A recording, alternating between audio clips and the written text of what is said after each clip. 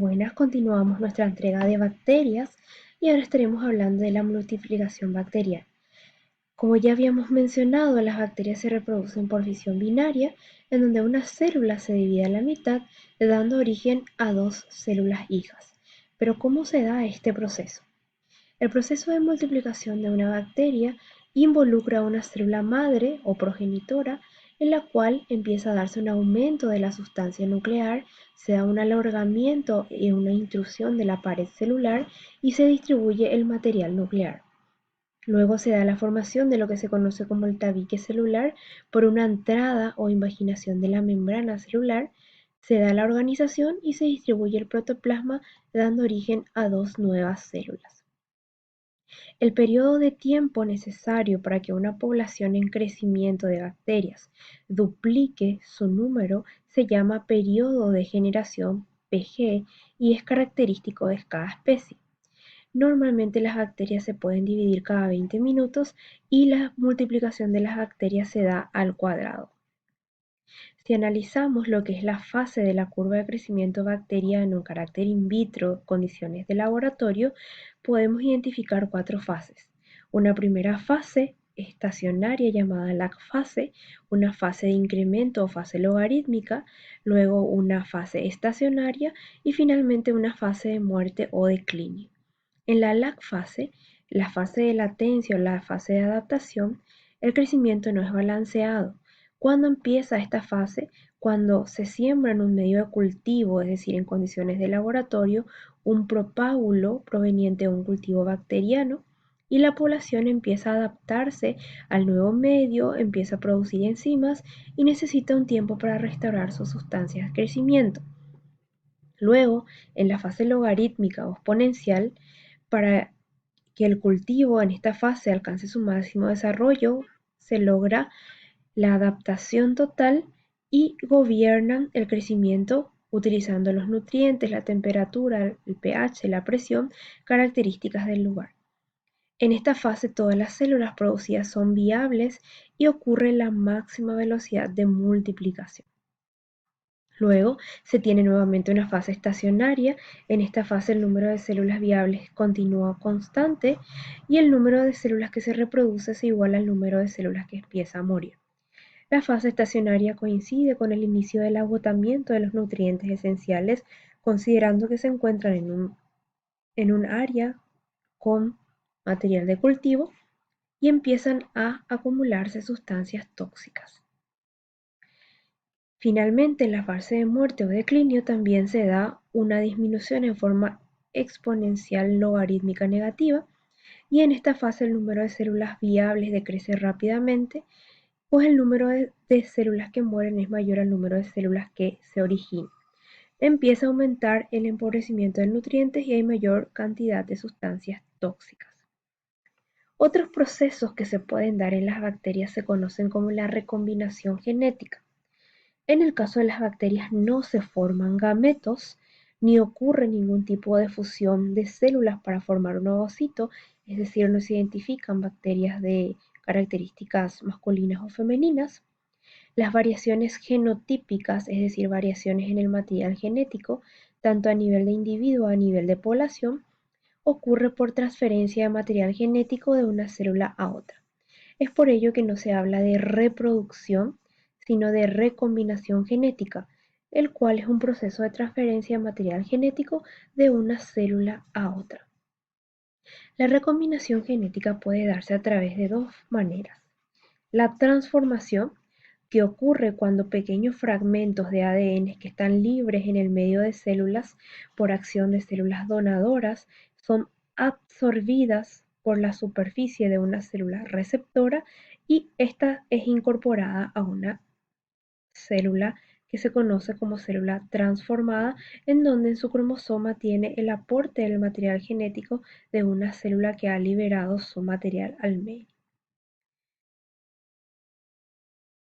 Esto se da en un proceso de ensamblaje en donde componentes virales, proteínas y ácidos nucleicos se ensamblan para formar nuevos bacteriófagos y finalmente se da una liberación conocida como la infección lítica.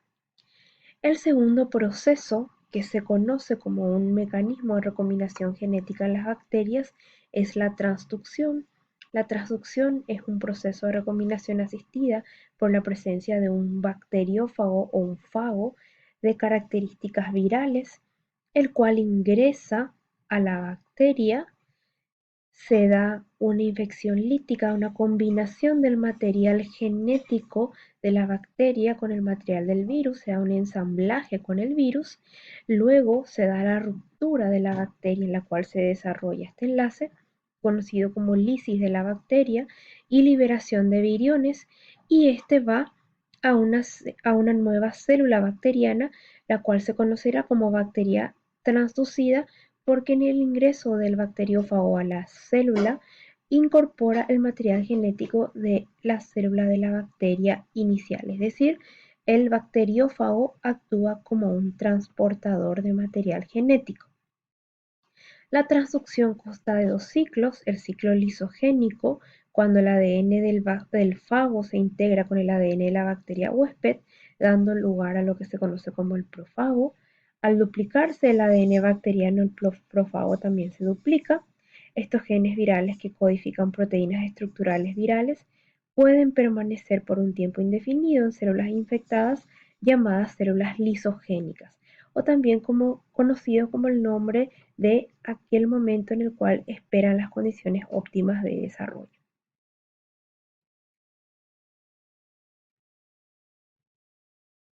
Luego de eso tenemos las bacterias en el ciclo lítico, que se da cuando el bacteriófago infecta a la bacteria, y al ocurrir el ensamblaje, esta cápsula viral que contiene ADN da origen a lo que se conoce como la lisis bacteriana, y los fagos liberados pueden infectar una nueva bacteria e introducir el material genético en el genoma del nuevo huésped bacteriano.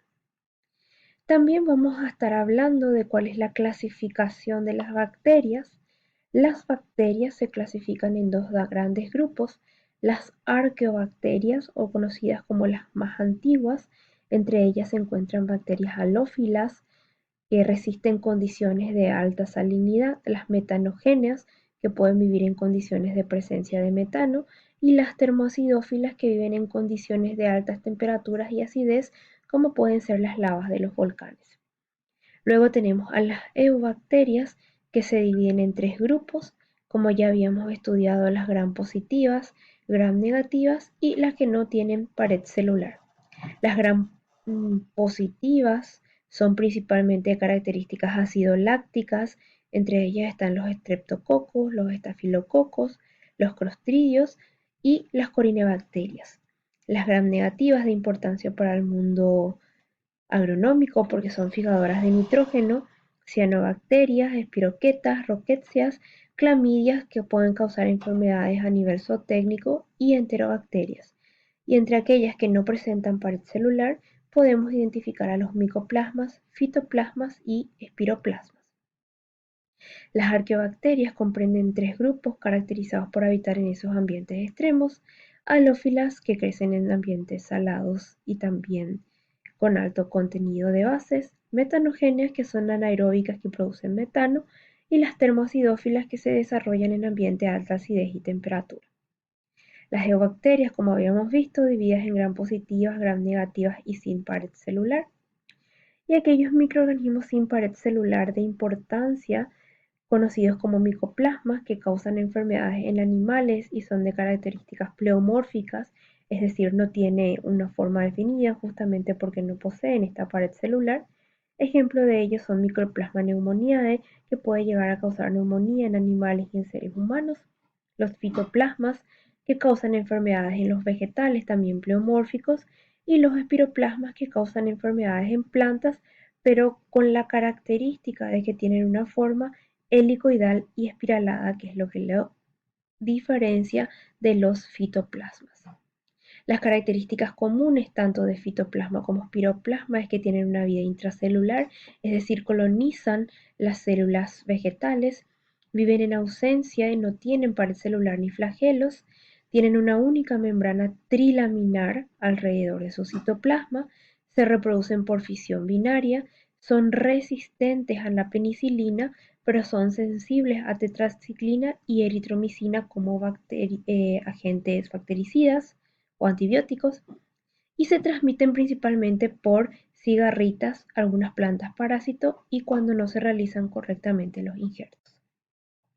Los fitoplasmas son pequeños, de 125 a 250 nanómetros, son altamente pleomórficos, es decir, no tienen una forma definida, aparentemente son inmóviles, no se desarrollan en medios de cultivo, por lo cual son difíciles de identificar en laboratorio, sino se identifican principalmente por sus características en los vegetales como el sobrebrotamiento o el amarillentamiento.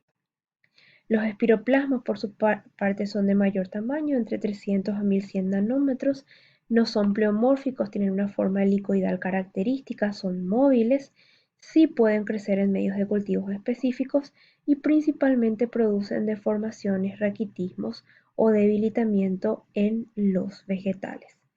Con esto damos por cerrada nuestra clase de bacterias. Esperamos que puedan ir repasando y complementando con la lectura de este capítulo.